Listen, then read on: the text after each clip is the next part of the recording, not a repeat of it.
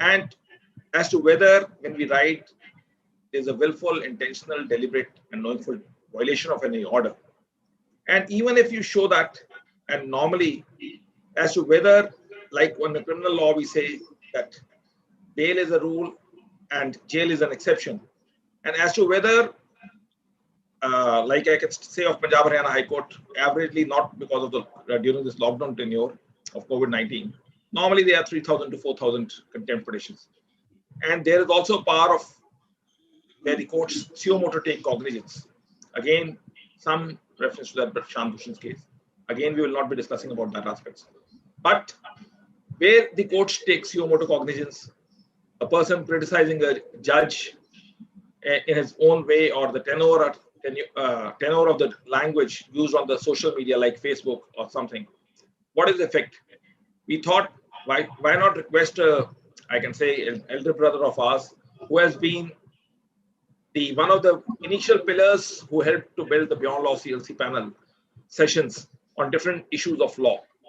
And once he has written a book on Constitution and on the Contempt of Court Act itself, we thought, and his articles have been published in the Live Law, we thought let's have a session being discussed across by Mr. Asim Pandya, who is a senior advocate from the Gujarat Bar Association, and he's also the former president of the Gujarat High Court Association, coupled with, since I'm saying that he has written a book, need not to say that he's an author, he's an author. It needless to say, it is just like saying that the ice floats on the water. Similarly, once we say that he has written a book, the spontaneous reaction is that he's an author.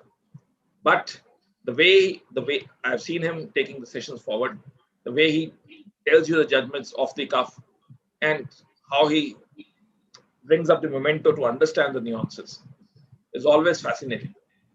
And therefore, he was kind enough to accede to our request, and we are all grateful to that.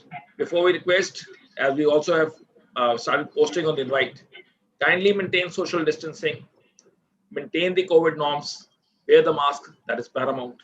And needless to say, those who want to watch us on the previous webinars, they can like, share, comment the YouTube channel of Beyond Law CLC. We are also live on Facebook. Over to you, Mr. Pandya. It's a pleasure connecting with you. Thank you, Vikas ji. It is indeed a pleasure being here again. First of all, let me wish all of you who are present in this webinar a very good evening. And it is in fact very encouraging that Mr. Vikas Chatra praised me in a different way. And I am indeed grateful to him. Whether I deserved those words or praises, I don't know. That you will have to take decision after this session is over.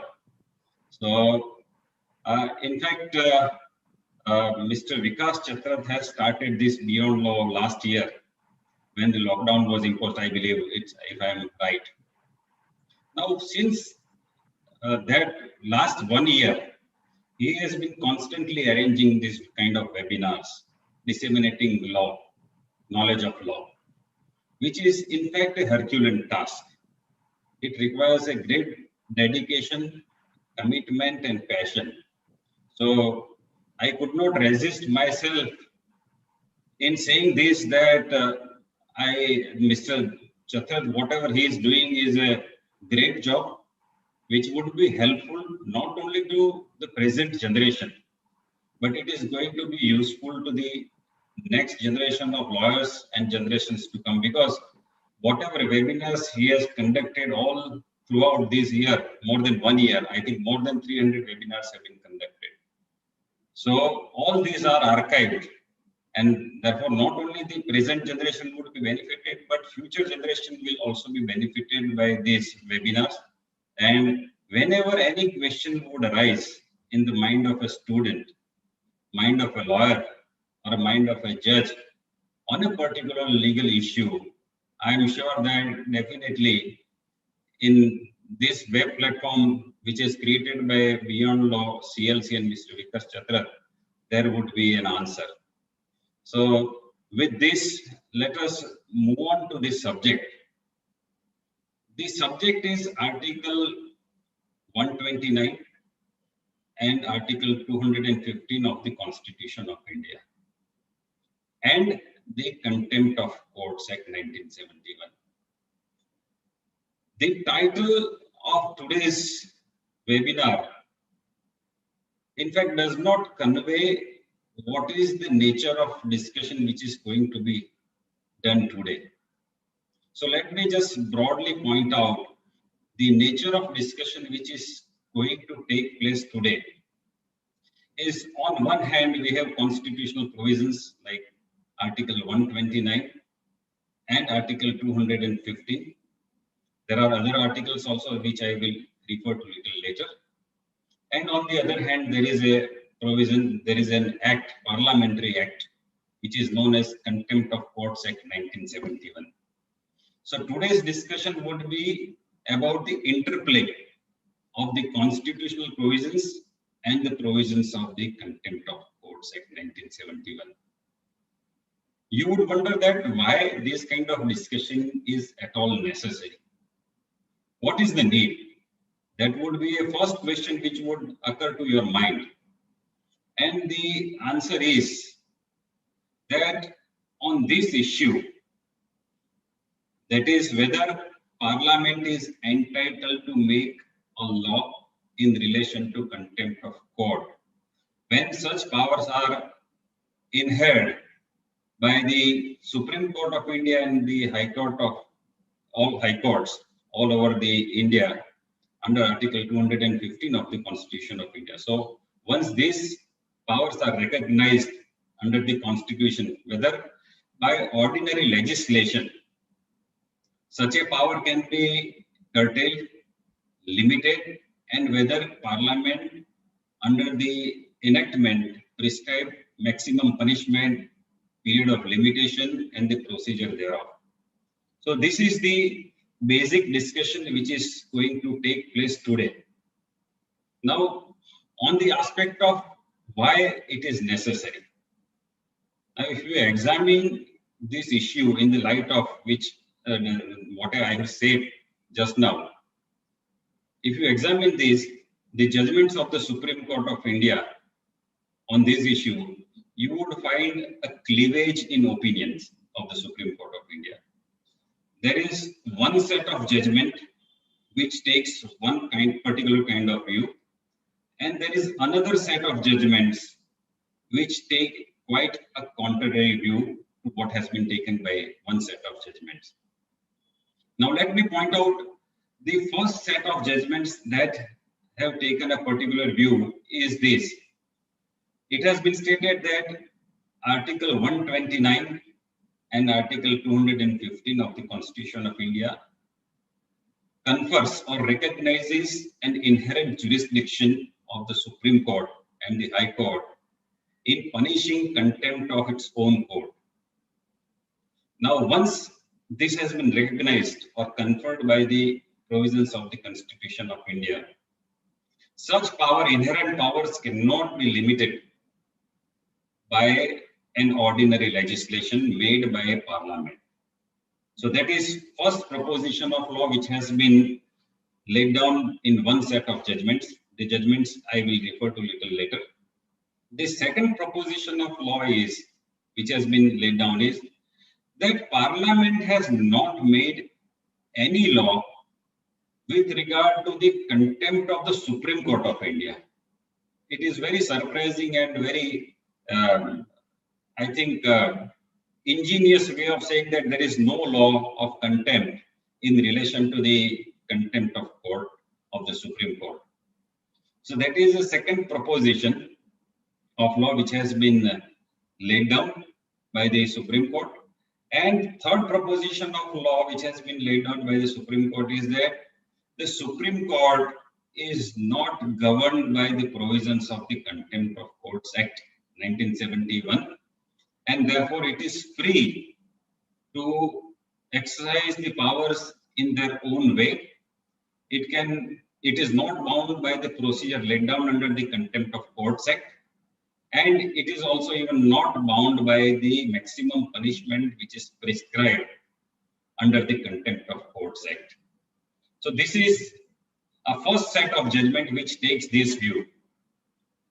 The other set of judgment which has taken view is quite contrary, and therefore, as a student, as a lawyer, as a judge, you would think which view is correct. So today's discussion is on this aspect, that which view is correct. So my efforts or my endeavor would be to guide you in the right direction out of these two views, which is a correct view. The second view which has been taken in the second set of judgments is this, that Parliament does have legislative authority or power to make law in relation to the contempt of High Court as well as the Supreme Court of India.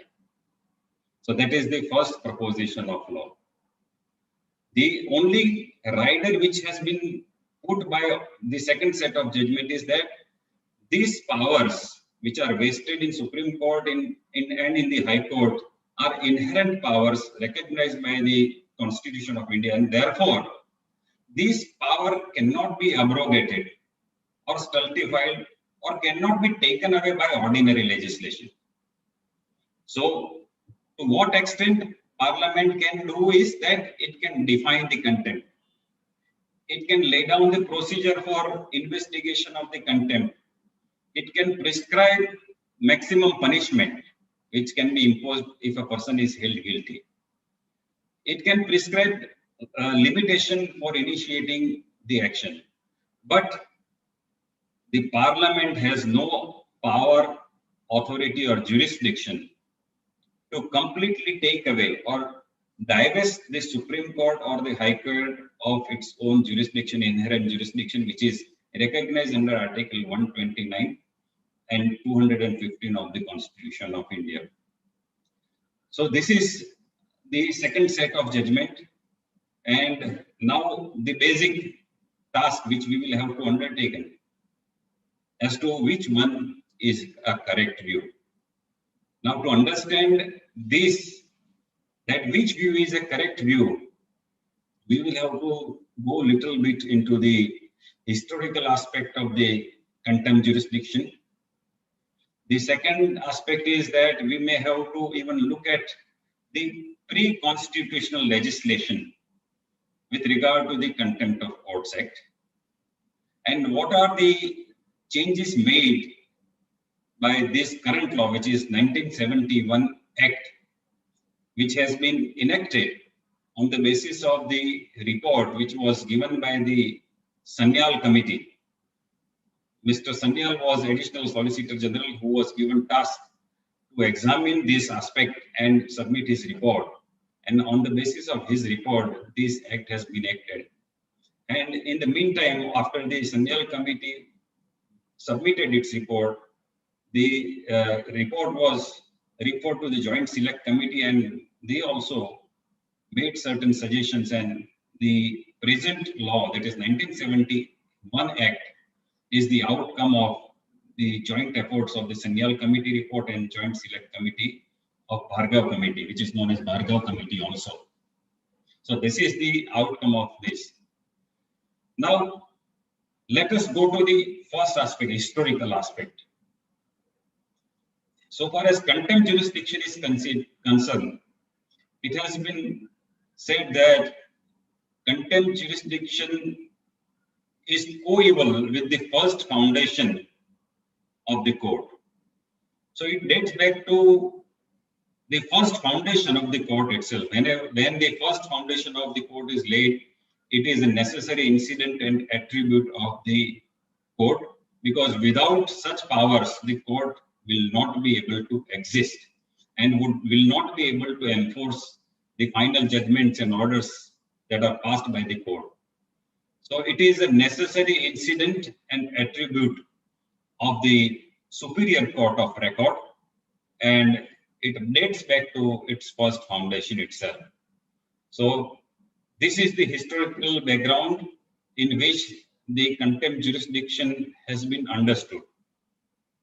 Now, under the in England, this principle that every court of record Superior Court of Record has inherent jurisdiction to commit contempt of court of itself and the subordinate courts thereto, is a principle which is referable to the common law. So this principle that superior courts has jurisdiction to decide what constitute contempt, what procedure to be followed, what punishment should be imposed, is referable to the common law. And all the superior courts that are constituted have this power as a necessary attribute and incident of it being a court of record. Now, when in India the courts were established, initially Supreme Court of Judicature at Calcutta was established in 1774, and later on 3 courts in 1800 and 1824 at Bombay and Madras, Supreme Court of Judicature were established. They were conferred the powers of King Bench, and King's Bench being superior court of record, these 3 courts also derived this power of contempt by virtue of it being equated with the King's Bench powers. So these 3 chartered high courts derived this power of contempt by virtue of this charter of 1774, and more particularly since under the charter it was considered as a court of record. Thereafter, in 1861, Indian High Courts Act converted the Supreme Court into the High Courts, and all original powers have been continued. Later, High Courts were established by different charters, but all these courts were constituted as court of record. And court of record, as I said, that in England, it is a common law principle that all courts of record have inherent jurisdiction to commit contempt of itself and also subordinate courts thereto. So this principle of common law has been transplanted into India prior to the codification of law. The first legislation which was there in India is 1926 Contempt of Courts Act. The object of the Contempt of Courts 1926 Act was that prior to that, it was considered to be unfettered power, unbridled power, and unlimited power. So what kind of punishment is to be imposed upon a contemner was absolutely in the discretion of a judge. And that is how it was, prior to the codification of law, it was considered to be arbitrary power. Absolutely arbitrary power, which would be depending on the judge's temperament. So some judge might impose a punishment of 1 year, some judge might impose a punishment of 6 months. So it was absolutely left to them.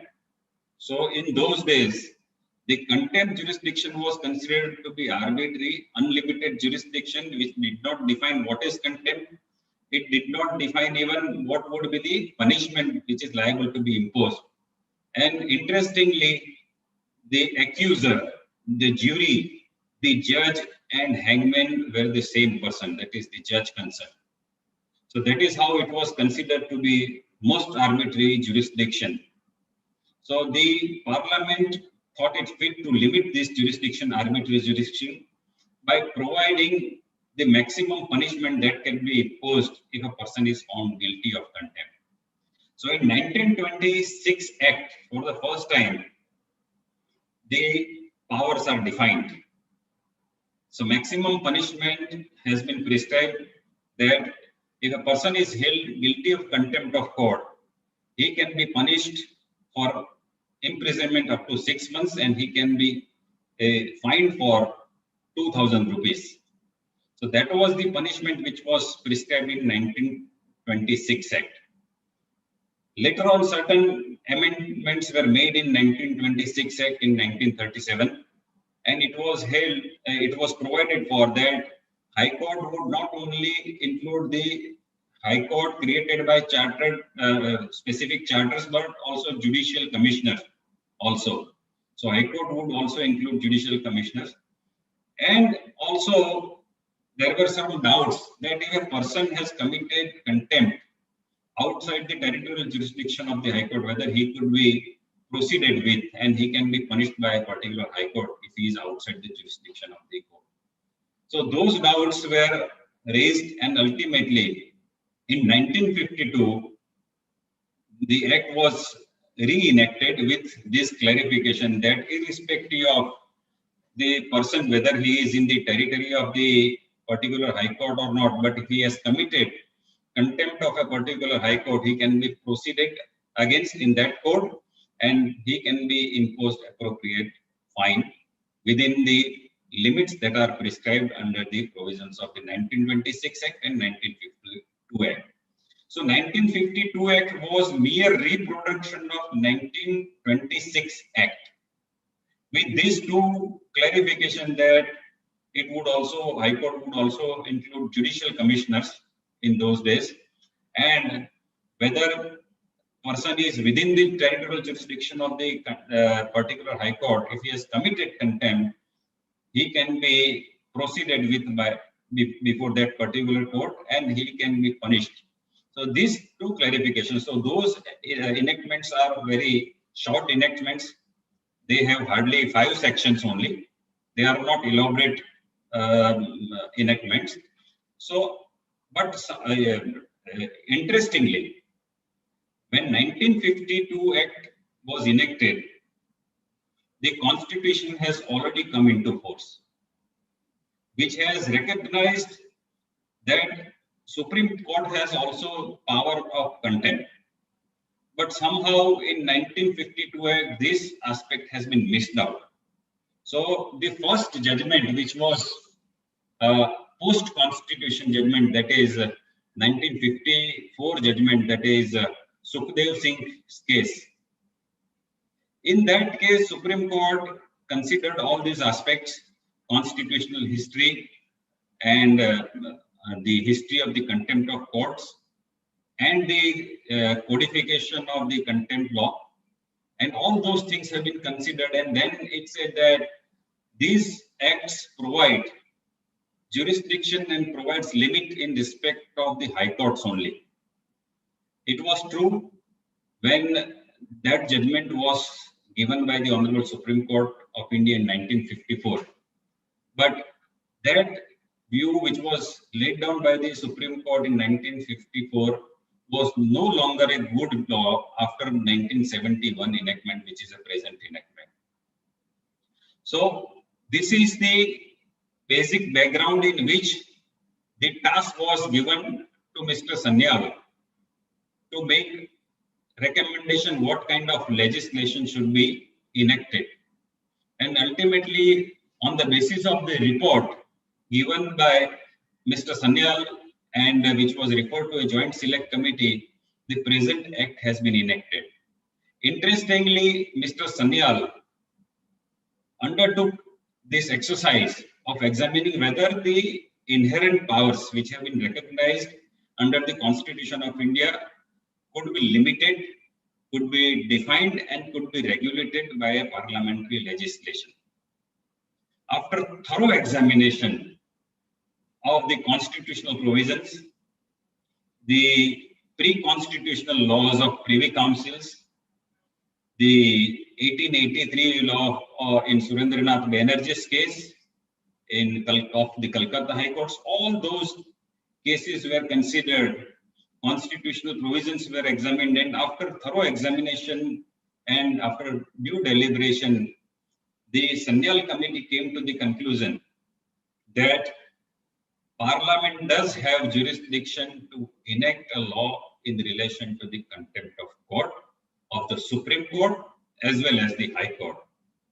Only limitation which is there is that this power, the Supreme Court or the High Court, cannot be denuded of the inherent jurisdiction. The power cannot be abrogated altogether. It cannot be taken away. But Parliament does have power to limit it, to regulate it, and provide a maximum punishment for the contempt. So with this background, this act was enacted. Now we are going into the debate why Supreme Court has taken a totally different view despite the recommendation of the Sanyal committee or report of the Sanyal committee. Why this strange view has been taken? It is because of not examining the history of the contempt of courts and the law relating to contempt of court. The Supreme Court has also not examined what were the changes made in the 1926 Act and 1952 Act after codification. One important aspect which has been missed out by the Supreme Court throughout, that I will advert to little later, but we are considering why this kind of strange view has been taken. So first of all, I will discuss those judgments where the Supreme Court has said that power of the Supreme Court under Article 129 of the Constitution of India is an inherent jurisdiction and no law of parliament can regulate it or limit it, and it is absolutely in the discretion of the Supreme Court of India to decide in what manner the contempt proceedings should be conducted and what punishment should be imposed. Now, before I take all of you to this set of judgments which has taken this view that Contempt of Court Act is not applicable to Supreme Court of India, and Parliament has not made a law in relation to the Supreme Court of India or contempt of court.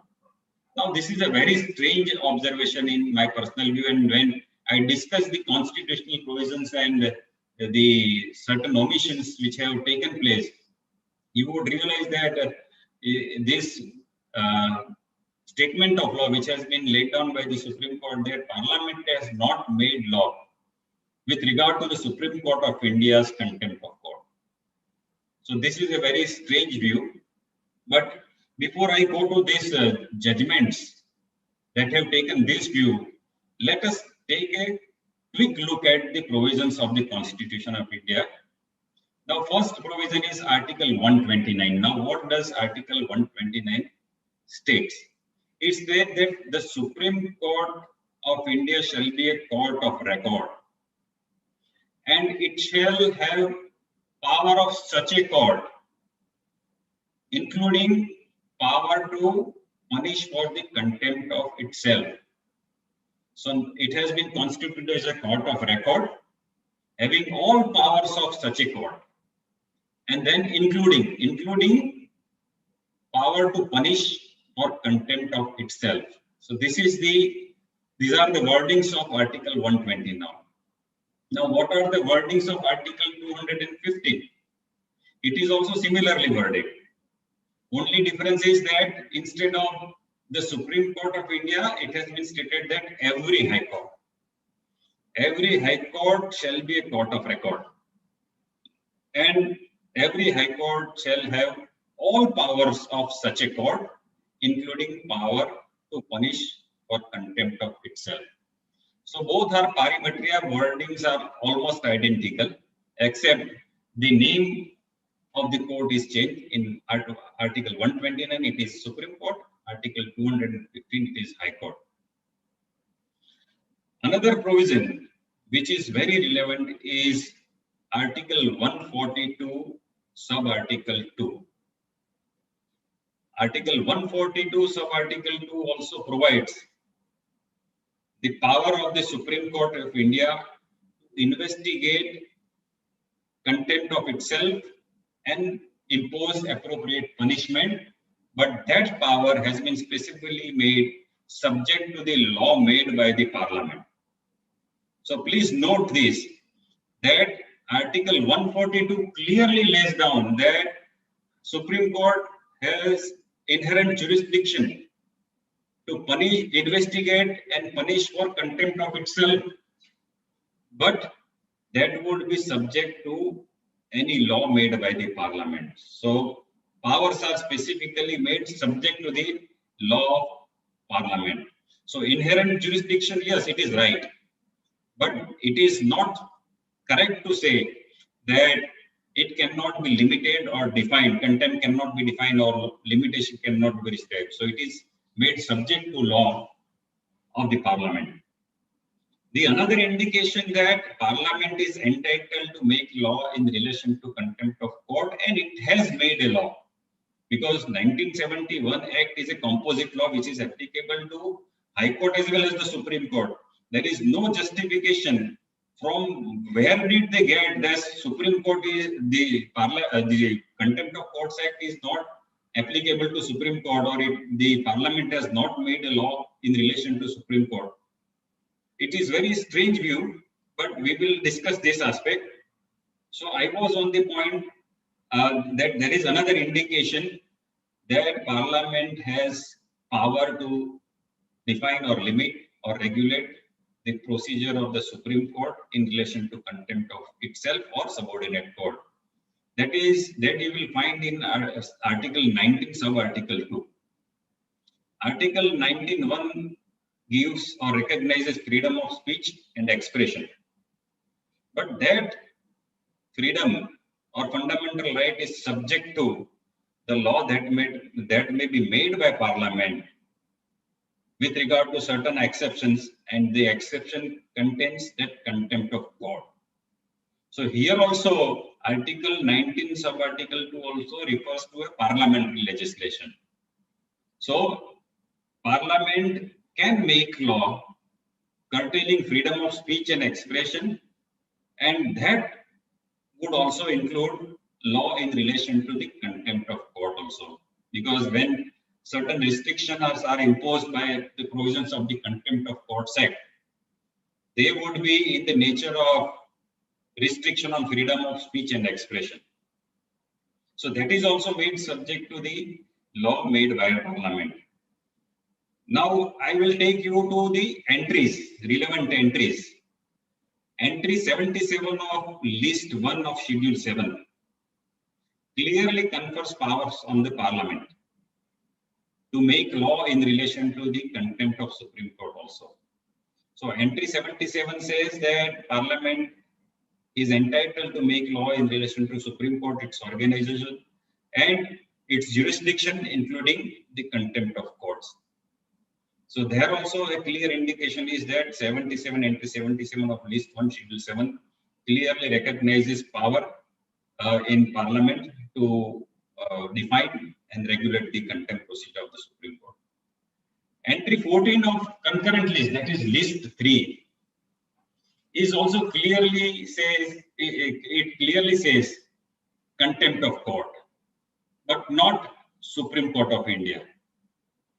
So if we read Article 129, Article 142 sub-Article 2, Article 19 sub-Article 2, and entry 77 of List 1 and entry 14 of concurrent list, List 3, it clearly empowers Parliament to make law in respect of the Supreme Court of India as well as the High Court.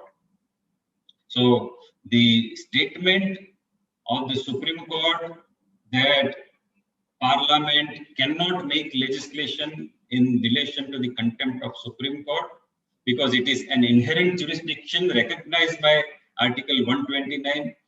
On the face of it, in the light of these provisions, the statement of law is clearly not sustainable. Now, let us understand what does the court of record means. Court of record, because everywhere the emphasis is on the court of record and inherent jurisdiction. So it is necessary to understand what does the phrase court of record means. Court of record simply means that the acts and judicial proceedings of the court are preserved for permanent testimony, and they are preserved, and that's why it is known as court of record, and the record is presumed to be correct. So that is the basic meaning of the court of record. All the judicial proceedings and the acts of the courts are preserved for perpetual testimony, and they are presumed to be correct. Another incident of the court of Superior Court of Record is that it has inherent jurisdiction to punish contempt of itself. So that is another incident of the court of record. And the third and most important incident of any court when it is constituted as a court of record is that nothing is beyond the jurisdiction of a court of record unless the constitution or a specific legislation expressly says so. So everything is within the limit, within the jurisdiction of the Superior Court of Record. So Court of Record is presumed to have unlimited jurisdiction unless the Parliament expressly say otherwise. Whereas Inferior Court of Record have nothing which is not stated, or I may say that it has only such jurisdiction which is specifically conferred by a statute. Remaining or residual jurisdiction is completely ruled out. So this is the incident of the Court of Record. Now coming to the topic, the set of judgments which have taken view, even recent judgment in Prashant Bhushan case, in Vijay Kurle's case, all these decisions are falling in the first set of judgments where the Supreme Court has held that Parliament does not have jurisdiction or authority to make legislation in relation to the contempt of the Supreme Court of India. And Parliament has not made any law in respect of contempt of the Supreme Court. And the provisions of the Contempt of Courts Act 1971 are not applicable to the Supreme Court of India. So those judgments now we will start discussing. The first judgment in this line is Pritam Pal versus High Court of MP, which is reported in AIR 1992 Supreme Court, page number 904. In this case, the technical point was raised before the High Court that High Court has failed to observe the procedural safeguards which are envisaged under the provisions of the Contempt of Courts Act. And while dealing with such an objection, the High Court and the Supreme Court said that the powers of High Court and the Supreme Court are recognized under Article 129 and Article 215 respectively, and they are not fresh conferral of the powers. They are simply recognition of the original powers which are already there. So it is not a fresh conferral power, and therefore Parliament cannot make any legislation, and whatever legislations are made will serve as a guide only, and High Court of the Supreme Court of India is not bound by the provisions of the Contempt of Courts Act because their powers are constitutional. So that is the first judgment. Then another judgment is I. Maniyal versus Dr. H. Goro Babu Singh. That is AIR 1994 Supreme Court, page 505. There, it was not a question pertaining to contempt of High Court or Supreme Court. A speaker of a legislative assembly, though he was directed to act in a particular manner, he was not carrying out the directions of the High Court, and he was claiming immunity which is conferred under the Constitution to the Speaker of the Legislative Assembly. And in that background, the Supreme Court and the High Court examined their constitutional jurisdiction vis-a-vis the Contempt of Courts Act, and they have again said that the Supreme Court and the High Courts are entitled to evolve its own procedure in relation to the contempt of itself. That is another judgment. Then third judgment in the line is T. Sudhakar Prasad versus Government of MP, which is reported in 2001, 1 SCC, page 516. Now this judgment also speaks on the same line, but there was no such issue which was raised. It was a matter pertaining to the Central Administrative Tribunals Act, Section 17 of the Administrative Tribunals Act. The question raised before the Supreme Court was, or the High Court was, that after L. Chandra Kumar's judgment, whether administrative tribunals power under section 17 to punish for contempt of itself would continue or it would become redundant. That was the issue which was raised in T. Sudhakar Prasad's case, and there was no occasion to deal with all these issues which we are discussing today. Then next in line is Rajeshwar Singh versus Subrata Roy Sahara's case. That is reported in AIR 2014, Supreme Court, page 476. So here also, again, the Supreme Court stick to its original view, which was laid down in Pritam Pal Singh's case, that Supreme Court is not bound by the provisions of the Contempt of Courts Act, and Parliament has not made any law. So in that case, the court was really concerned with the technical objection which was raised by Mr. Ram Jethmalani, saying that if a complaint is made by a person without obtaining consent of the Advocate General, such a complaint cannot be investigated because of the provisions of the Contempt of Courts Act. While dealing with such an objection, the Supreme Court said that it was a court-monitored investigation and person was carrying out the direction of the Supreme Court. And if in such directions which he was implementing, if certain interference is caused by somebody, then he is liable to be punished for contempt. And in that background, the Supreme Court examined the technical objection and repelled the contention by referring to its inherent jurisdiction under 129 of the Constitution of India. Last two judgments are most important because they have confused the law which has been settled by the Supreme Court in Pallav Sheth versus Custodian, because this was the view earlier prevalent prior to the Pallav Sheth's judgment. Of course, Rajeshwar Singh's judgment is per incurrum because it has not taken note of the Pallav Sheth's decision, which is a binding judgment where the Supreme Court has extensively examined the constitutional scheme and powers of the Supreme Court and the High Court under Article 129 and 215. Now, interestingly, in Vijay Kurle's case, which is reported in AIR 2020, Supreme Court, page 3927.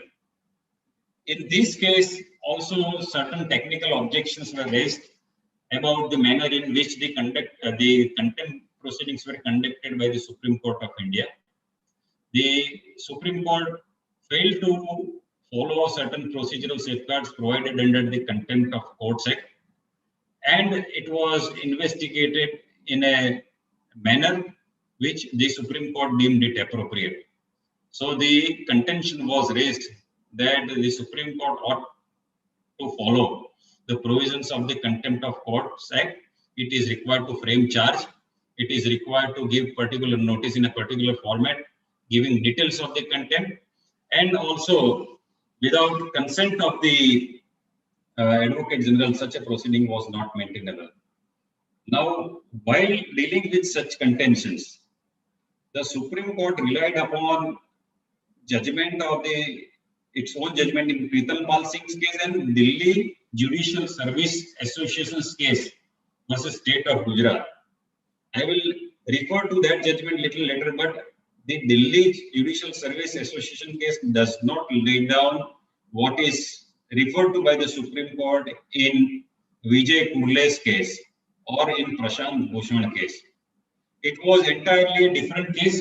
In the different set of circumstances, the case had arisen before the Supreme Court, and in that background, the Supreme Court made certain observations. Those observations were taken out of context by the Supreme Court of India in Vijay Kurle's case and in the Prashant Bhushan case, and the weighty argument of the lawyers have been repelled. They were not accepted. So in these two cases also, the Supreme Court came to the same conclusion. So I will again state what are the conclusions in this set of judgments.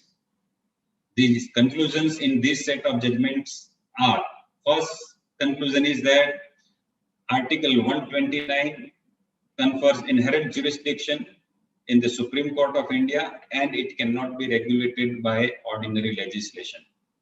Second proposition of law, Parliament has not made law with regard to the contempt of Supreme Court. And the provisions of Contempt of Courts Act will serve as merely guide so far as Supreme Court is concerned, and Supreme Court is not bound by the provisions of the Contempt of Courts Act. Now, interestingly, I missed one judgment which is also very interesting, that is Zahira Habibullah Sheikh versus State of Gujarat, which is reported in 2006 Supreme Court page 1367, where Supreme Court imposed a punishment of 1 year for the contempt of court on Zahira. The details of the case are that she filed different affidavits before different courts, taking different stands, and essentially she was guilty of committing perjury, and which was also an offense constituting contempt of court. So in this background, the Supreme Court said that this is a very serious thing, and the power of the Supreme Court under 129 is not limited by the provisions of the Contempt of Courts Act. So the Supreme Court traveled beyond the maximum punishment of 6 months, which is prescribed under the provisions of the Contempt of Courts Act, and it imposed 1 year's punishment on Zahira Sheikh for committing contempt of court, and also imposed a cost of 50,000. So far as cost is concerned, I am not concerned because the Contempt of Courts Act does not specify what should be the amount of cost. But it does provide for the maximum fine, that is the maximum fine which is imposable under the provisions of the Contempt of Court Act is 2,000 rupees. So maximum punishment is 6 months and maximum fine is 2,000 rupees. Now, going beyond all this, the Supreme Courts in these sets of judgments have totally given a go-by to the statutory scheme. The historical aspects as well as the report of the Sanyal Committee, which was the basis of the present Act, 1971 Act. And it has also not noticed certain provisions of the Contempt of Courts Act. It has simply referred to Section 15 in arriving at their conclusion that Section 15 is merely procedural law and it does not affect the inherent jurisdiction. And there is no other provision under the Contempt of Courts Act which refers to the powers of the Supreme Court of India. While holding this, Supreme Court has not referred to the provisions of Section 12, Section 13, Section 14, which provides for contempt in the face of the court, where also it has been specifically referred to that in respect of contempt in the face of court before the Supreme Court has to follow the procedure under Section 14. If it is not a contempt, it's a criminal contempt, not in the face of the court, then Section 15 will apply. So Section 14 specifically refers to Supreme Court by specific name. Section 15 also specifically refers to by name. Section 12 and 13 refers to that no court shall impose any punishment beyond the prescribed punishment, that is 6 months imprisonment and fine of 2,000 rupees. So no court word has been used. Now there is an interesting omission. In 1926 Act and 1952 Act, the Act referred to that High Court shall not impose punishment beyond 6 months imprisonment and beyond rupees 2,000. Now, when this Act was enacted in 1971, there is a clear omission. So instead of High Court, the word chosen has been the no court shall impose. So no court would also include the Supreme Court. So Supreme Court has not taken note of Section 12. Then Section 13 also says that no court shall impose imprisonment unless the court finds that the contempt is substantial. So interference with the judicial proceedings or interference with the administration of justice or scandalizing of court is of substantial nature, then only imprisonment will have to be imposed.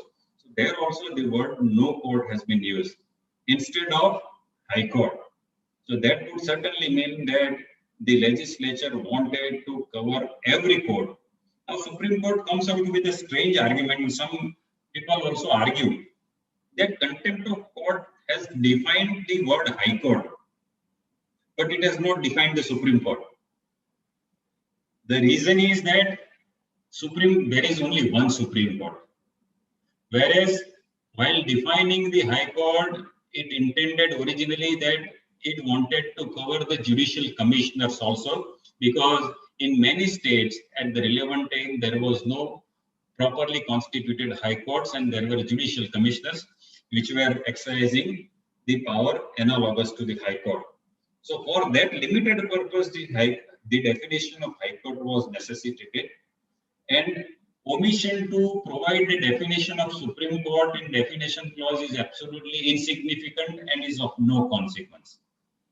So similarly, then section 18 also refers to the provisions for examination of contempt, criminal contempt by a bench of 2 judges. Then section 20 specifically states that no court shall take cognizance of contempt after 1 year's period. And section 23 of the Contempt of Courts Act provides that Supreme Court and the High Court shall be entitled to frame rules in relation to the contempt of itself or the subordinate court. And all high courts have in exercise of power under section 23, and the Supreme Court has also in exercise of the powers, constitutional power as well as the powers under 23, section 23 of the Contempt Act, has enacted certain rules and prescribed a specific procedure. So this is absolutely improper to state that there is no separate law enacted by Parliament for the Supreme Court of India. The Contempt of Courts Act, if read as a whole, in conjunction with the historical background and the specific omissions, it would definitely apply to the Supreme Court of India also, because it is a composite law, and there the Parliament is not expected to come out with a separate law in relation to the contempt of Supreme Court, because this act has been enacted in exercise of entry 77 list 1 read with entry 14 of concurrent list. So there is a specific sanction under the Constitution itself, and therefore the Supreme Court's observation in this set of judgments is absolutely incorrect. Now coming to the second set of judgments, we will quickly go through, and then we will I will record what are the final conclusions and which is a correct view. Now second set of judgments which has clearly recognized the authority of Parliament to make legislation. Please note down those judgments because they would be useful in coming to the correct conclusion. The first judgment is Mohammad Ikram versus State of UP, that is AIR 1964, Supreme Court, page 1625. This judgment is prior to 1971 Act, so it essentially refers to 1952 Act, and therefore it may not be very relevant, but it has clearly stated that Parliament is entitled to define contempt and limit the maximum punishment which is liable to be imposed. Then SK Sarkar versus Vinay Chandra, which is reported in AR 1981, Supreme Court, page 723. There also the question was raised that an application filed without the consent of the Advocate General, whether it would be maintainable. And the Supreme Court said that in a given case, if a prayer is made to treat as information and request is made to exercise suo motu powers, such an application is maintainable and the court would be free to take suo motu cognizance. And while examining the constitutional scheme, the Supreme Court clearly recorded that the only limitation on the Parliament's power is that it cannot completely abrogate the powers, inherent powers of the Supreme Court and invest such powers in another court. It can additionally confer certain powers, but it cannot divest or denude Supreme Court or the High Court of its inherent jurisdiction. That is the only limitation which has been recorded in this judgment. The Delhi Judicial Service Association, which has been strongly relied upon in the other set of judgments, in my respectful view, that judgment does not specifically state what has been referred to in the other set of judgments. Delhi Judicial Service Association versus State of Gujarat was a case where one judicial magistrate was manhandled by police. He was arrested, handcuffed, and he was taken in the town in a handcuffed position, and that created great problem in the judicial circle, and it was constituted as contempt. And it was such a grave contempt that police officers arrested a judicial magistrate first class and took him to the town in a handcuffed position tied with a rope. So Supreme Court, the Tisizari Court, Judicial Service Association, and many other persons directly moved Supreme Court of India to take cognizance of the contempt. And in that proceedings, a contention was raised that Section 15, subsection 2 of the Contempt of Courts provides for taking cognizance of subordinate contempt only by the High Court, and Supreme Court has no direct jurisdiction to take cognizance of the contempt of the subordinate court. Now, in this background, the Supreme Court scanned the entire law and the provisions of the Contempt of Courts Act. It referred to Article 129, 215, and 377, all those things, and ultimately said that Parliament will have jurisdiction to enact a law in relation to contempt, but it cannot fully denude the Supreme Court of its inherent power. And only limitation is this, that it cannot be invested in another court. And while holding this, Supreme Court said that there is no restriction under the Contempt of Courts Act, that Supreme Court cannot take direct cognizance of the contempt of the subordinate court. And in judicial hierarchy, the Supreme Court being the highest court, it is the judicial duty of the Supreme Court of India to protect the subordinate judiciary. And it is not correct to say that in respect of subordinate courts, only High Court has jurisdiction to take suo motu cognizance. So while dealing with this, particular observations were made, but those observations are taken out of context in the first set of judgments which I had already referred to, and they are being interpreted to mean that the Supreme Court has, Parliament has no jurisdiction or authority to make a law in relation to this. So this Delhi Judicial Service Association judgment is discussed out of context. Certain observations are taken out of context. The next judgment is Supreme Court Bar Association judgment versus Union of India, which is reported in AIR 1998, Supreme Court, page 1895. Here also the Supreme Court clearly recognized, so far as High Court is concerned, Supreme Court clearly recognized that so far as High Courts are concerned, Article 215, though it confers inherent jurisdiction on all High Court to commit any person for contempt of itself, the Contempt of Courts Act would be applicable. The Parliament is fully justified in defining what is contempt, in regulating the procedure, prescribing the maximum punishment. So it has stated like this, that so far as High Courts are concerned, there is no doubt. So now please note down that so far as High Courts are concerned, Article 215 provisions are concerned, it can be regulated by Parliament, maximum punishment can be prescribed, and limitation can also be prescribed. That has been clearly held by this Constitution Bench judgment of 5 judges. But now, interestingly, while coming to the power of the Supreme Court, which uses the same phraseology, like Article 215, the Supreme Court states again same thing in Supreme Court Bar Association's case, that Parliament has not enacted any law with regard to the contempt of the Supreme Court. And again stated that this issue, of course, has been considered in past, but considering the importance of this issue, we are leaving it to be decided in appropriate case. So this Constitution Bench judgment did not decide this issue finally. It was kept open to be decided by the Supreme Court in an appropriate case whether Article 129 can be fettered by parliamentary legislation and whether the Supreme Court is bound by the procedure prescribed by ordinary legislation. So this issue was clearly kept open. But while doing that, also certain tentative observations were made, and they are also being relied upon in the first set of judgments to come to a particular conclusion.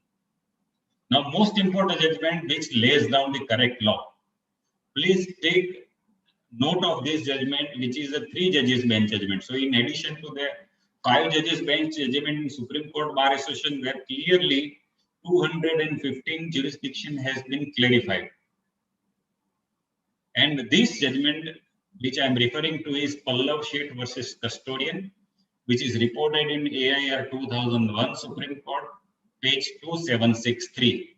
It is a 3 judges bench judgment where Supreme Court in paragraph 30 to 33 comprehensively examined the constitutional provisions, the Sanyal Committee report, previous legislation, and then finally come to the conclusion that if the contempt of court has defined contempt, what is contempt? If it is prescribed procedure, and if it has prescribed maximum punishment and limitation, it cannot be said that by ordinary legislation, the power of the Supreme Court has been completely abrogated or taken away. It is merely defining and limiting the powers which is permissible if we see the legislative scheme and constitutional scheme. So this judgment, in my view, lays down the correct view. This is the correct view which is taken after full deliberation, whole discussion, and this was the direct issue which was raised in this matter. Of course, it was in connection with the power of the High Court to initiate a contempt within what period of limitation. So, and what is the implication of taking cognizance, which is used in section 20 of the Contempt of Courts Act. So, Pallav Sheth was essentially relating to limitation which has been prescribed for taking cognizance of the contempt. But while dealing with this issue, the court has specifically considered all these aspects and what is the maximum punishment which can be imposed by the Supreme Court or the High Court in exercise of even their inherent jurisdiction under Article 129 and 215. So this judgment lays down a correct law, and this has been followed again in 2016. In 2016, Maheshwar Peri versus Allahabad High Court, which is reported in AIR 2016, Supreme Court 3267, where again the Supreme Court said that it is settled law that the powers of contempt, though inherent in Supreme Court and High Court, they are liable to be defined, regulated, and the Parliament is entitled to impose, provide maximum punishment that can be imposed under the law by even Supreme Court. So now these are the two views, and when as a lawyer, as a student or as a judge, you are confronted with these two views, you should be clear that what has been laid down by the Supreme Court in Pallav Sheth is correct, and Supreme Court Bar Association decision is also complete answer in relation to the power of the High Court under Article 215, and what was ambiguous has also been clarified so far as Article 129.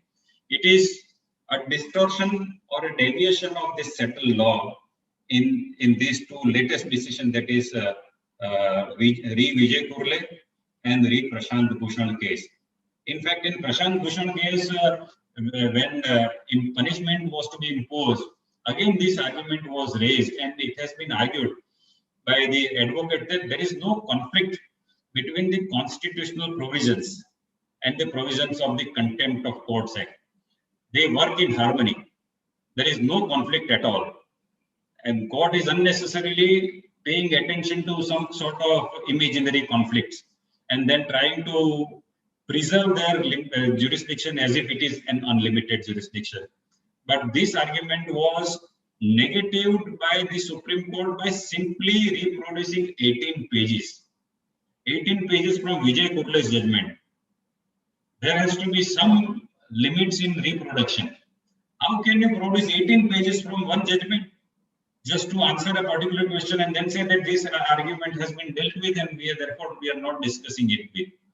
And in Vijay Kurle's judgment, when Pallav Sheth's judgment was cited as a precedent, binding precedent, Vijay Kurle's judgment is a two-judges judgment, whereas Pallav Sheth's judgment is a three-judges bench judgment, where issue has been directly dealt with, elaborated and discussed. When it was cited, the Supreme Court simply said that it was dealing with limitation and this issue was not directly dealt with, and therefore it is not binding, and we do not propose to discuss that decision at all.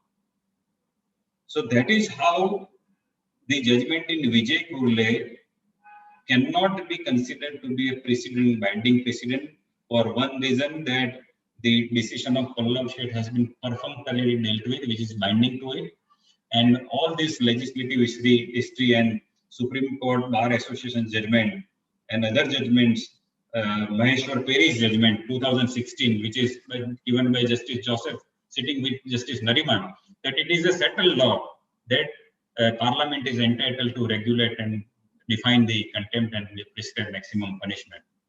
Despite this is the position, and therefore in Prashant Bhushan's case it was a three-judges bench judgment, but ultimately they have referred to two-judges bench judgment.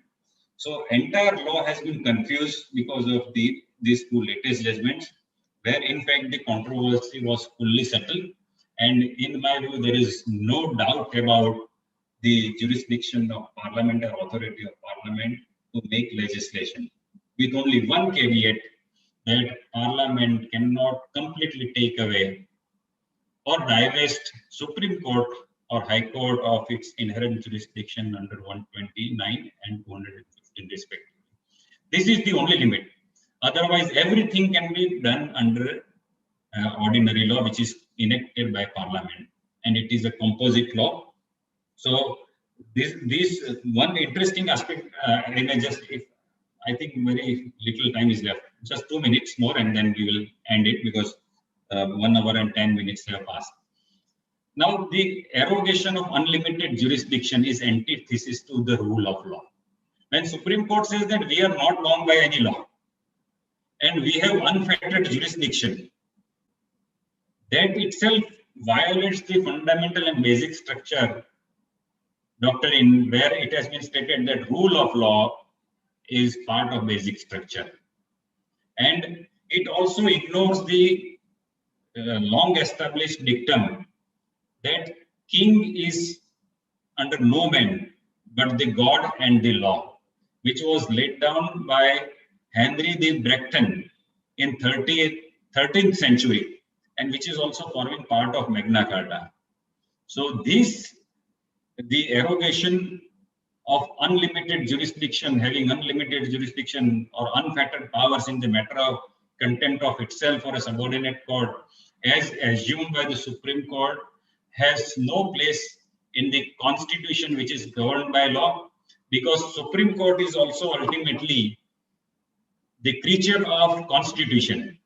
And when the Supreme Court is the creature of the Constitution, it has no authority to ignore the constitutional mandate and rely upon the old powers, the powers which were prevalent, which was considered to be arbitrary, unregulated powers prior to the codification of law. So the Supreme Court cannot go back to the original position prior to pre-codified law and rely upon those observations which have been given by the courts in England, or which have been given by Privy Council or other high courts prior to the Constitution of India. So my conclusions are three. Parliament has legislative competence to define and limit the contempt, and Parliament cannot divest inherent powers of the Supreme Court of contempt and invest it in another court. And there is no need to have a separate law for the contempt of the Supreme Court. So with this, I end this session. I am thankful to Mr. Vikas Chatrat for giving me this opportunity to share my views. And I believe this clarity which I have tried to impart would definitely be helpful to you in practice when you are confronted with this kind of question by the Supreme Court or the High Court. So now let us open the question answer session if anyone has any question. We've got the questions. Yes. This is where we ask, can contempt proceedings be initiated against the trial court judges for not following the mandatory precedents, and why the courts are reluctant to take action against the judges? Actually, Section 16 is a clear answer to the question. Section 16 said that the judges are also liable for the contempt of themselves, also of the other court. So Section 16 of the Contempt of Courts Act is a clear answer.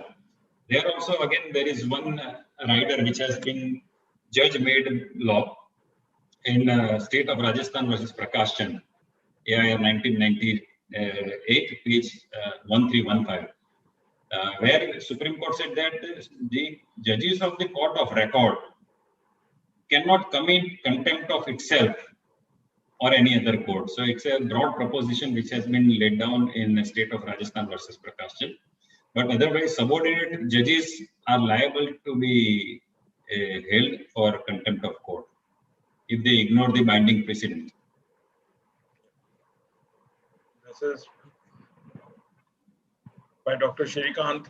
Can argument be advanced that the Supreme Court's power is covered under the basic structure doctrine? Basic structure doctrine, on the contrary, I am saying that whatever the Supreme Court is trying to arrogate to itself is antithesis to the rule of law and basic structure. The rule of law clearly says that everybody has to follow the law and constitution. Because as I said, the Supreme Court itself is a creature of constitution. How can it ignore the constitutional provisions and say that whatever was prior to codification of law, we will follow that on the basis of theory of inherent jurisdiction? That would be improper. That would be violating that basic principle of any legal system, that the king is under no man except the God and the law. So Supreme Court is also bound by the law. This is Raghav Tanaji. No, this is by Abid Khan. A person who disobeys the decree, judgment, or order of the courts commits civil contempt. Then what about criminal contempt procedure? Criminal contempt has been defined under Section 2C. It is in 3 parts. First part deals with scandalizing of the court. Second part deals with the interference with the pending judicial proceedings. And third part deals with the interference with the administration of justice. So when these things, three things are there, any of these things, then it would constitute a criminal contempt. Civil contempt means willful disobedience of the order, decree, or an undertaking to the court. So civil contempt has been defined under Section 2B, whereas criminal contempt has been defined under Section 2C, which is in 3 parts, but which largely covers entire spectrum of all sorts of cases of criminal nature, where either it is scandalizing the court or interfering with the judicial proceeding or interference with the administration of justice.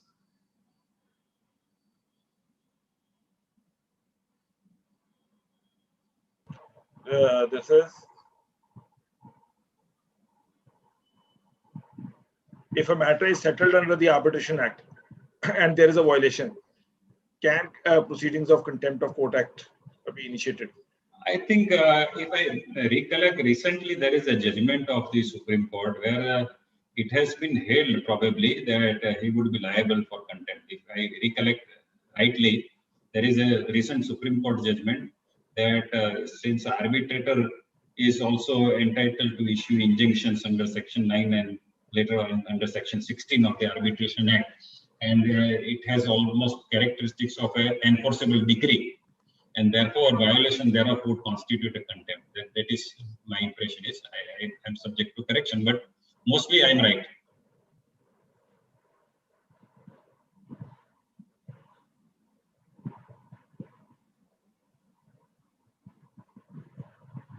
by Vanaj Vidyan, has the Supreme Court never overtly overruled the Pritam Pal's judgment?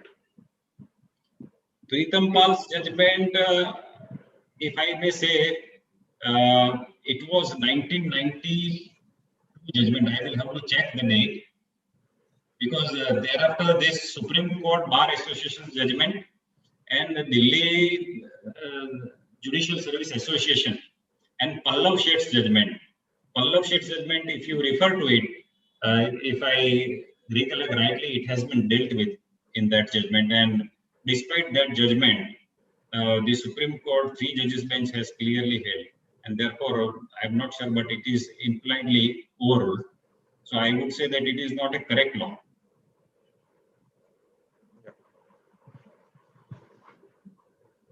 The arbitration was held, I've just checked it out, in Alka Chandreshwar versus Shamshul Ishwar Khan, held that if any party fails to comply with the orders of the arbitral tribunal under section 17, Yes. then that party would be deemed to be guilty of contempt of the arbitral tribunal. 2017 judgment, I believe, I think. This is 4th May 2018. 18, yes. Okay. And again, there's another judgment also.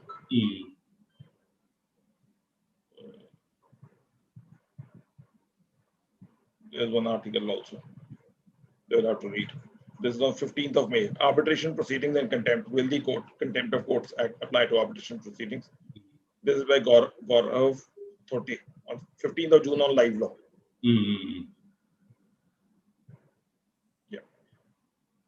And it was an excellent session, as we always have with you. And it's always a pleasure connecting on a virtual platform and otherwise. And tomorrow, friends, we will be having a session on what we normally talk under the criminal law. Suspension of sentence, Code of Criminal Procedure. This is by Murthy Nayak, an advocate from Karnataka High Court. So do join us tomorrow at 5 p.m. And before we part for the day, everyone stay safe, stay blessed, and in whatever manner you can contribute towards the society. If you're monetarily in a procedure, that is, we can always assist someone in the oxygen cylinder, etc. In a WhatsApp groups, you can support in all manner, whatever it can be done, one should do it. The situation is quite tense, but we should, this time too shall pass. But in any manner, whatever we can do, we should always contribute to the society from what we are gaining today. And thank you, friends. And again, those who want to like, share, and subscribe to the channel of Beyond Law, they can do that. And thank you, Mr. Pandya. It was an excellent session. It was a seamless session. Thank you so much. Thank you.